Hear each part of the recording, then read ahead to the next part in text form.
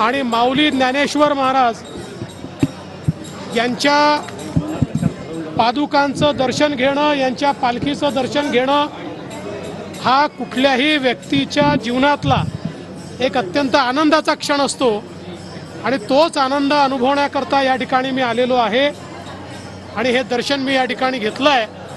मला अतिशय आनंद आहे आणि मला विश्वास आहे की जोपर्यंत आमची वारीची परंपरा आहे तोपर्यंत भागवत धर्माची पताका अशीच लहरत राहील आणि जोपर्यंत चंद्र आणि सूर्य आहे तोपर्यंत वारीची परंपरा ही अखंडित राहील।